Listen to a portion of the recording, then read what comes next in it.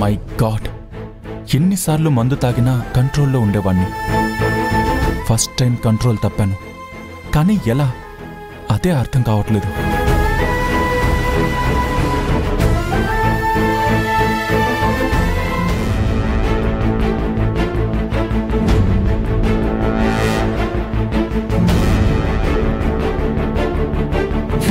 తప్పులేదు, తను నా మనసంతా నిండిపోయింది.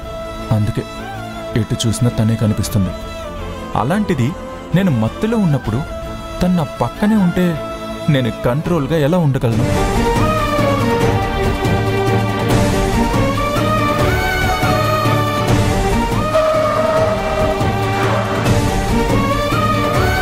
ఏమయ్యో, అమ్మాయిని చూసి నడపడం కాదు, ముందు చూసి నడుపు.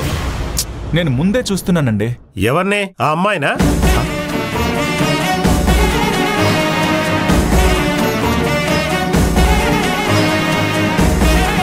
ఏంటి, ఆ అమ్మాయి నీకు కూడా కనిపిస్తుందా? ఏ, నాకేమైనా సైటా?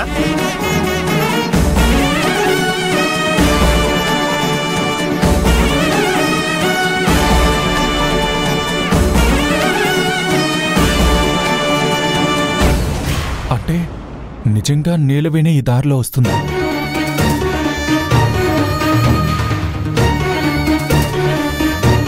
హే నిలవేణి, నిలవేణి, నిలవేణి, నిలవేణి, ఆగు నిలవేణి, నిలవేణి, ఆగు నిలవేణి. ఏమైంది నిలవేణి? నాతో ఎందుకు మాట్లాడట్లేదు? సార్, కాసేపు నన్ను ఒంటరిగా వదిలేయండి. నిలవేణి, నాకు తెలుసు నిలవేణి, విషయం తెలిసిన తర్వాత నువ్వు నా మొహం చూడ్డానికి కూడా ఇష్టపడవని. అయినా నీ వెంట ఎందుకు పడుతున్నానో తెలుసా? నువ్వు నన్ను అర్థం చేసుకుంటావని. అసలు నేను ఏ తప్పు చేయలేదు. మరి నేను తప్పు చేశానంటారా? అయ్యో, అలా కూడా అనట్లేదు నిలవేణి, నేను చెప్పేది. మరేమంటారు సార్? చేసిందంతా చేసి ఇప్పుడు నేనేం తప్పు చేయలేదు అంటున్నారు? నిలవేణి ఏడిపిస్తున్నాడా? పట్టపగలు ఏంటయ్యా నీ ధైర్యం? ఇందాక ఆ అమ్మాయిని చూస్తూ నాకు డాష్ ఇవ్వబోయాడు. ఇలాంటి వాళ్ళు మాటలతో వినరు సార్, పోలీసులకు కాల్ చేయండి. హే అన్నా, అన్నా, మీరు నన్ను మిస్అండర్స్టాండ్ చేసుకుంటున్నారు. మేమిద్దరం బాగా కావాల్సిన వాళ్ళం. నువ్వు మాట్లాడుతుంటే మరి అమ్మాయి ఎందుకు అంత ఇబ్బంది పడుతుంది? అది నిలవేణి, నేను ఎవరో చెప్పు.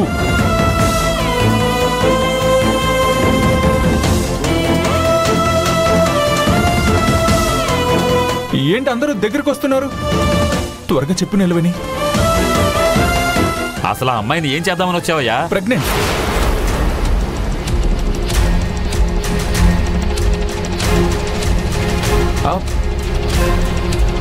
ఏంటి? అయ్యో, అలా కాదండి. నాకు అప్పుడే అనుమానం వచ్చింది. ఇలాంటి వాళ్ళకి బుద్ధి చెప్పాలి. నీ సంగతి. ఆగండి. నేను అలాంటి వాడిని కాదు. తను నా భార్య. ఆల్రెడీ ప్రెగ్నెంట్ అని చెప్తున్నాను. ఎలా నమ్మాలయ్యా? ఆగండి. నిలవేణి, కొంచెం చెప్పు నిలవేణి, ప్లీజ్ కొంచెం చెప్పు. ఆగండి. ఆయన మా ఆయనే. మాకు సమాలక్ష గొడవలుంటాయి. ఆయన మీద చేయి చేసుకోవడానికి మీరెవరు? ఓహో, మీ ఆయన. అయితే ఓకే, పదండి అయ్యా, పదండి.